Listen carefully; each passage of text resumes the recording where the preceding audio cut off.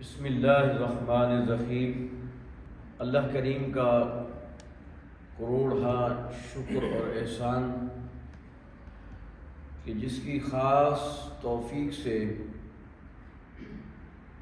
ایک مرتبہ پھر رب ذوالجلال نے اپنے کریم محبوب امام الانبیاء والمرسلین سید الانبیاء والمرسلین حبیب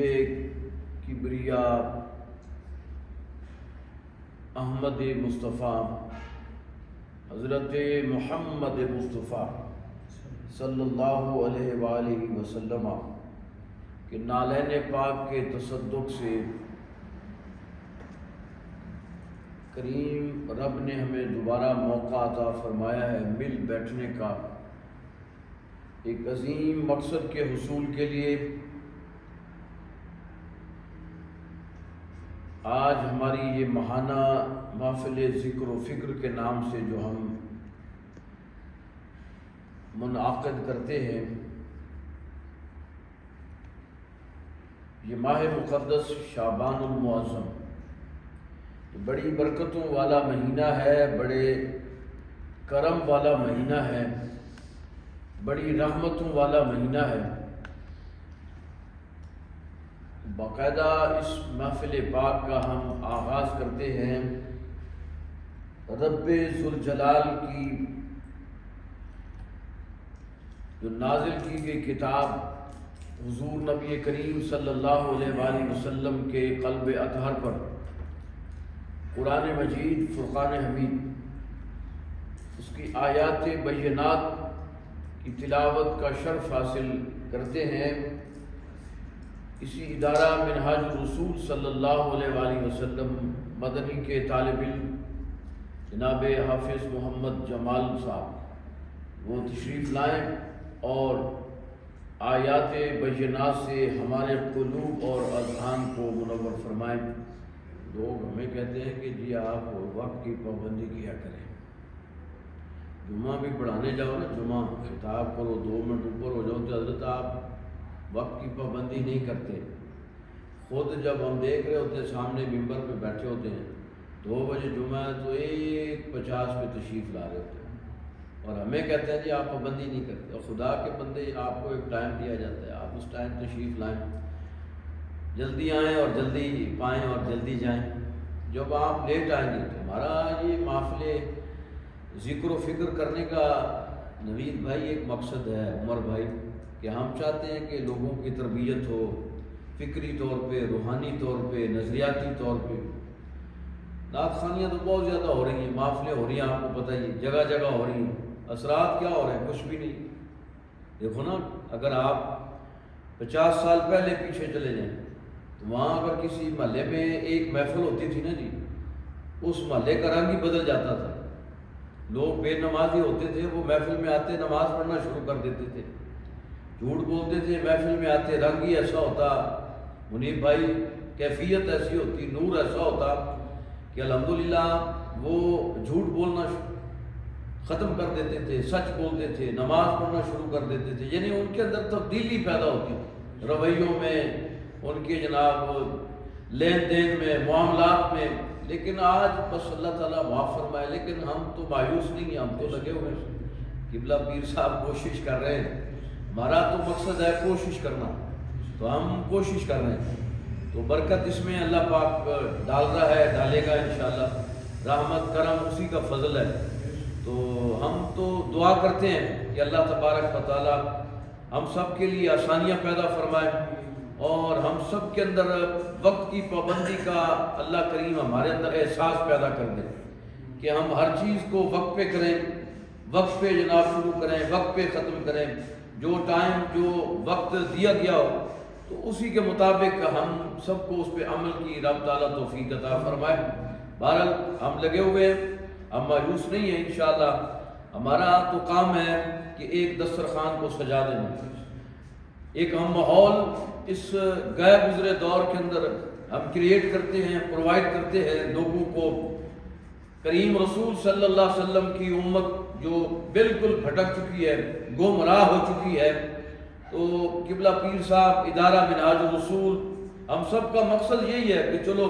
گمراہ امت کو، بھٹکی ہوئی امت کو سیدھے راہ پہ لگانا ایک کوشش ہے، ایک کاوش ہے۔ اجر اس کا رب تعالیٰ نے دینا ہے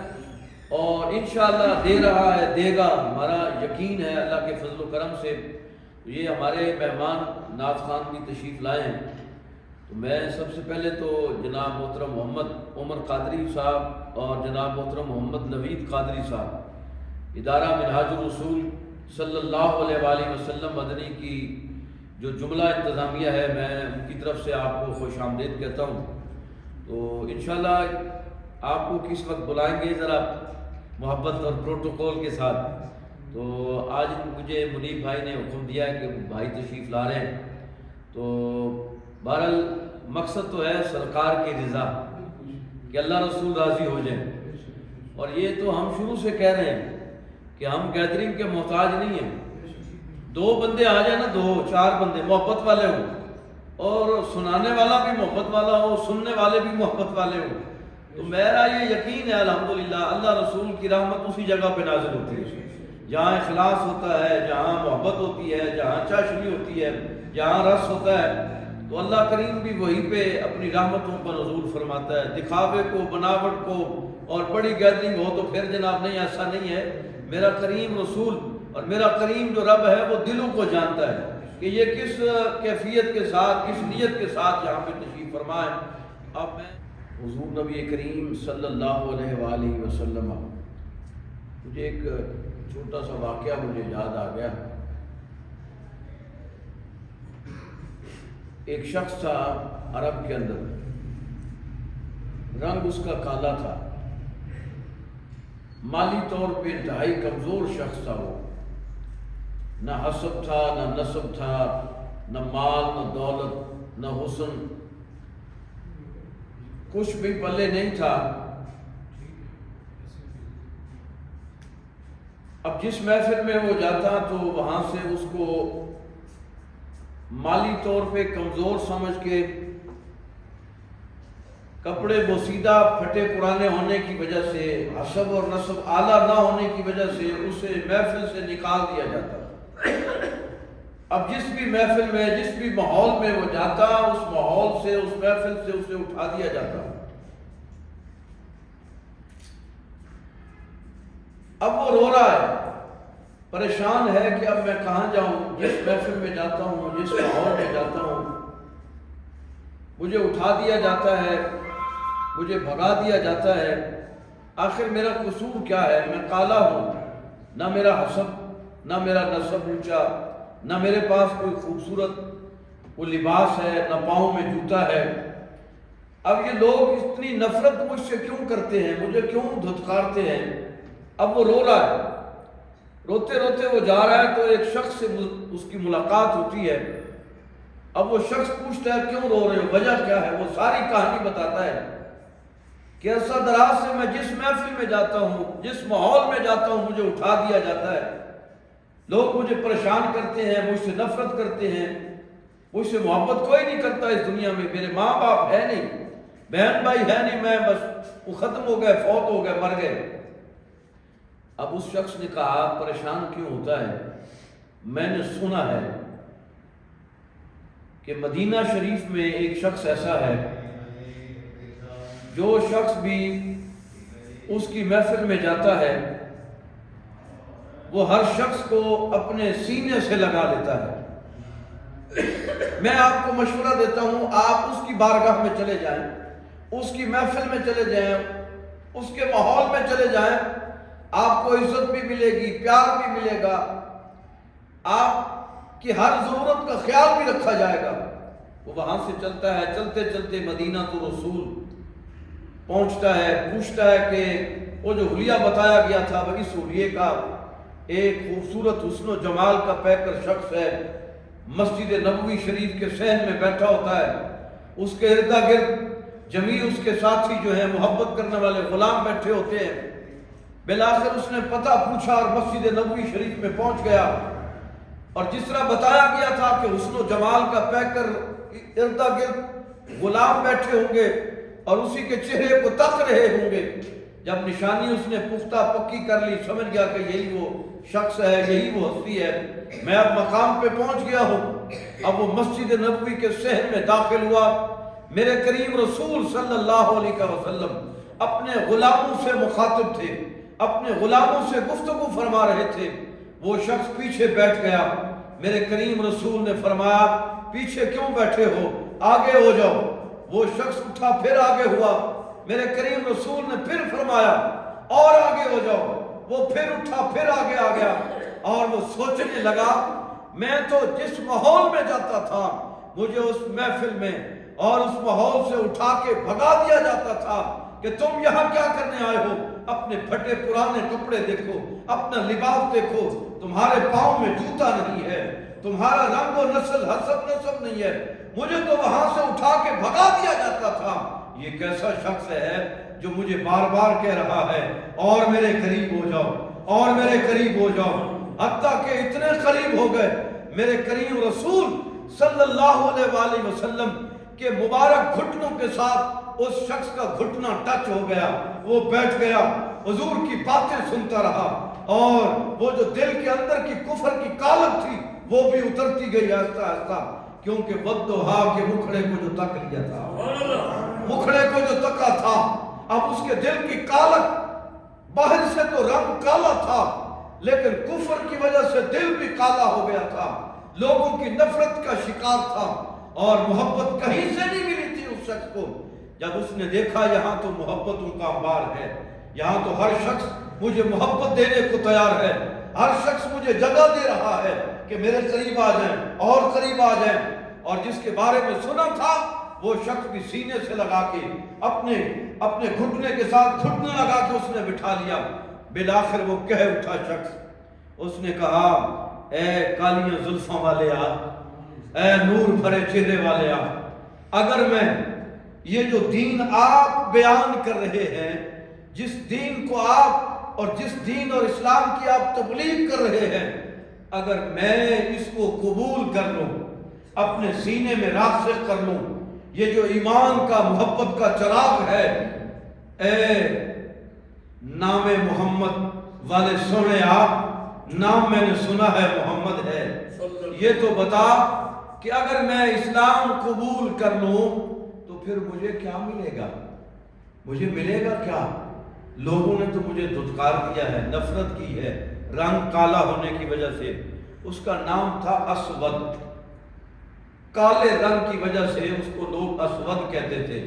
کالو یعنی کہہ لیں آپ، کالے رنگ والا، اسود اس کا نام تھا۔ عربی میں کالے رنگ کو اسود کہتے ہیں، رنگ کالے کی وجہ سے نام بھی اسود پڑ گیا تھا۔ جب اس نے یہ کہا نا تنویر بھائی کہ مجھے ملے گا کیا، میرے کریم رسول کا جملہ سنیے، میرے کریم رسول صلی اللہ علیہ وسلم نے فرمایا، منیب شہزاد صاحب جملہ سنیں اور پھر اپنے کریم رسول پہ مان کیجئے، فخر کیجئے کہ ہم کس لجپال آقا کی امت میں شامل ہیں، کس لجپال آقا کی امت میں۔ میرے کریم رسول نے فرمایا اے مجھ سے پوچھنے والے، اگر میں کلمہ پڑھ لوں تو مجھے ملے گا کیا، اس کے بدلے میں مجھے کیا ملے گا؟ صحابہ کرام کا جمع غفیر تھا، ابو بکر صدیق بھی حاضر تھے، عمر فاروق بھی حاضر تھے، عثمان غنی اور مولا علی شیر خدا بھی اسی محفل کے اندر موجود تھے۔ میرے کریم رسول لجپال صلی اللہ علیہ وسلم نے فرمایا سن،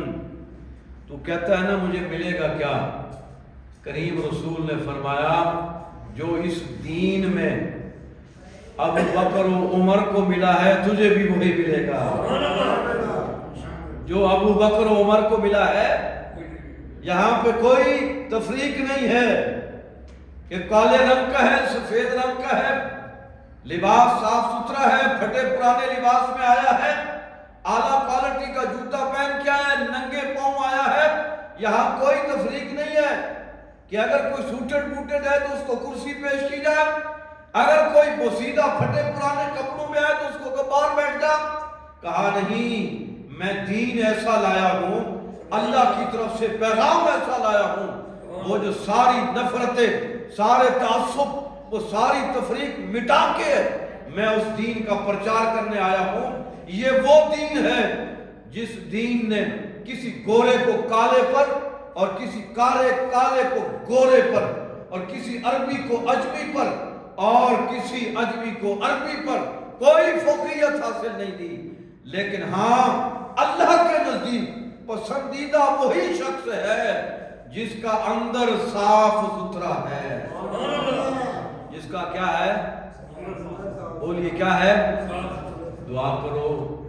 یہ جو ادارہ منہاج الرسول صلی اللہ علیہ وسلم سیکٹری صاحب، یہ جو ہم نے یہ بنیادیں رکھی ہیں نا قبلہ پیر صاحب نے، یہ اندر کی صفائی کے لیے ہے،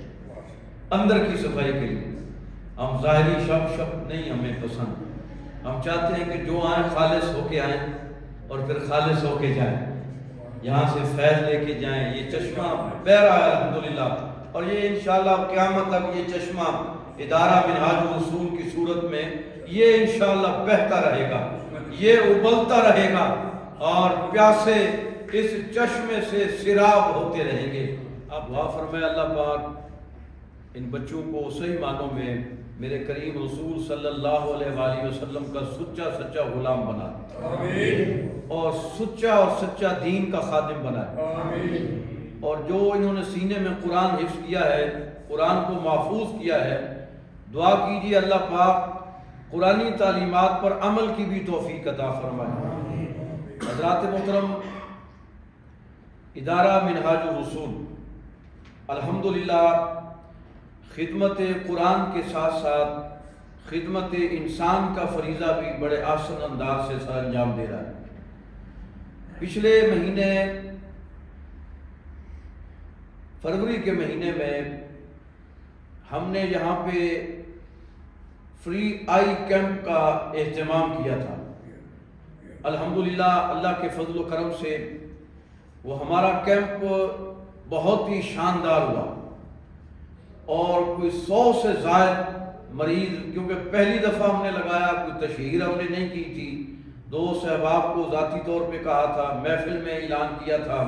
لیکن اس کے باوجود بھی ماشاءاللہ ڈاکٹرز کی ایک بھرپور ٹیم یہاں پہ تشریف لائی تھی۔ ہم نے ان کو ویلکم کیا، ان کو فیسیلیٹیٹ کیا، اور جتنے بھی یہاں دوست احباب تشریف لائے جن کو آنکھوں پہ مختلف امراض تھے، اور ان کو فری میڈیسن، ڈراپس، اینکیں، جو کچھ ہم سے ہو سکتا تھا، اللہ کے فضل و کرم سے صبح 11 بجے سے لے کر 5 بجے تک، 4:30 بجے تک یہ ہمارا کیمپ ہوا، اور اس میں سے سینکڑوں لوگوں نے استفادہ کیا، اور 7 ایسی بیبیاں تھیں،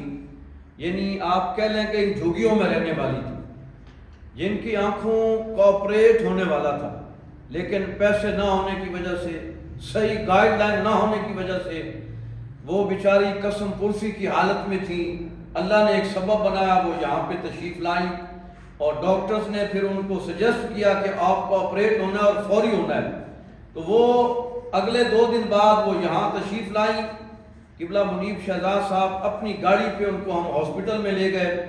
اور وہاں پہ باقاعدہ طور پر ان کی آنکھوں کا آپریشن کروایا گیا، اور فی سبیل اللہ یعنی ان کو وہاں کھانا بھی پیش کیا گیا، اور جتنی بھی وہاں پہ فیسیلیٹیشن جناب ان کو فیسیلیٹیٹ کیا گیا، سہولیات ان کو مہیا کی گئی۔ آپ یقین کریے جب ان کی آنکھوں کا آپریشن ہوا تو ایک بوڑھیا اماں یہاں رہتی ہے آگے جھگی میں اس سے ملنے گیا تو وہ رونے لگ پڑی، اور اس نے ایسے آسمان کی طرف دیکھا، اس نے کہا جس نے بھی یہ اہتمام کیا ہے میں اس کے لیے دعا کرتی ہوں کہ قیامت کے دن اللہ تبارک و تعالیٰ ان کو اپنے محبوب کی شفاعت عطا فرما دے، کہ یہ میرا یہ کافی عرصے سے میری آنکھوں کا مسئلہ تھا، میں دیکھ نہیں سکتی تھی، درد ہوتا تھا، پریشانی تھی، لیکن اب اللہ کا فضل ہے میری آنکھ کا آپریشن ٹھیک ہو گیا ہے، اور میں اینک لگا رہی ہوں، مجھے نظر بھی آتا ہے، آپریشن بھی ٹھیک ہو گیا ہے، تو میں ہمیشہ آپ کے ادارے کے لیے، پیر صاحب کے لیے، آپ کے لیے دعائیں کرتی رہوں گی۔ الحمدللہ خدمت قرآن کے ساتھ ساتھ یہ خدمت انسان کا سلسلہ بھی ہمارا یہ جاری و ساری ہے۔ اگر کسی بھائی کو کوئی مسئلہ ہو آنکھ کے حوالے سے، آپریٹ کروانا ہو، غریب ہو، تو انشاءاللہ تعالیٰ فی سبیل اللہ ہمیں حکم کریں، ہم اپنی گاڑی پہ لے جائیں گے ان کو ہاسپٹل کے اندر، یہ گنگا رام ہاسپٹل کی بیک سائڈ پہ المصطفیٰ آئی ہاسپٹل، ہمارا ان سے معاہدہ ہوا ہے۔ الحمدللہ جتنے بھی آپ کے مریض آپ کے ریفرنسز سے آئیں گے، اللہ کے فضل و کرم سے ہم فی سبیل اللہ صرف اللہ کی رضا کے لیے کتنا بڑا ان کا مسئلہ ہوگا آنکھوں کے حوالے سے انشاءاللہ ہم فی سبیل اللہ فری میں ان کی آنکھوں کے آپریٹ کریں گے انشاءاللہ. یہ ہمارے ادارے کو اعزاز حاصل ہے. اور میں ایک دو بات کر کے بس بات کو پھر قبلہ پیر صاحب کو دعوت دینا چاہتا ہوں. یہ جھگیوں کا ہم نے ایک سلسلہ شروع کیا ہوا ہے. یہ نظر انداز شدہ ریجیکٹڈ لوگ ہیں. لوگ قبلہ ان کو نہیں جناب وہ کہتے ہیں گھاس ڈالتے ہیں دوسرے لفظوں میں پنجابی کے علاوہ. تو اللہ کے فضل سے یہ ہمارے ادارے کو اعزاز حاصل ہوا ہے. قبلہ پیر صاحب کی سرپرستی میں ہم نے یہ ان کی تعلیم و تربیت کے لیے سلسلہ شروع کیا ہے. زور کے بعد بچیاں یہاں پہ ان کی آتی ہیں اور صاف ستھری بچیاں ہو کے باوضو ہو کے الحمدللہ گھنٹہ ڈیڑھ جتنا بھی میرے پاس ٹائم ہوتا ہے, میری مسز کے پاس ٹائم ہوتا ہے, یا کوئی ایسا ہم نہیں ہے تو پھر قاری صاحب ڈیوٹی لگاتے ہیں, کسی طالب علم کی سینئر وہ پڑھاتا ہے. الحمدللہ جھگیوں میں رہنے والی بچیاں یہاں پہ آتی ہیں زور کے بعد 2 بجے. ان کو فی سبیل اللہ اللہ کے فضل سے دینی تعلیمات ان کو مہیا کی جا رہی ہے. اور اب بچیوں کی خواہش تھی کہ ہم اسکول پڑھنا چاہتی ہیں. ہماری خواہش ہے کہ ہم اسکول پڑھیں لکھیں. تو یہ اسکولوں میں ہم جاتے ہیں تو وہ فیسیں زیادہ ڈیمانڈ کرتے ہیں, ہمارے ماں باپ افورڈ نہیں کر سکتے, آپ ہمیں قاعدے کے ساتھ ساتھ اسکول بھی پڑھایا کریں. تو اب اللہ کے فضل سے ہم نے مہم شروع کی ہے. ان بچوں کے نام ہم نے لکھے ہیں اور بچیوں نے بڑے شوق سے نام لکھوائے ہیں. میں نے کہا ہوا ہے کہ زور کے وقت اگر آپ پابندی سے آئیں گی تو پھر انشاءاللہ صبح کے وقت بھی آپ کی اسکول کی کلاس. تو اللہ کے فضل سے اب 25 بچیوں کا اہتمام ہم نے کر لیا ہے, ان کی بکس کا اور ان کی کاپیوں کا اور ان کی سٹیشنری کا. اب تک ہمارے پاس 37 بچیاں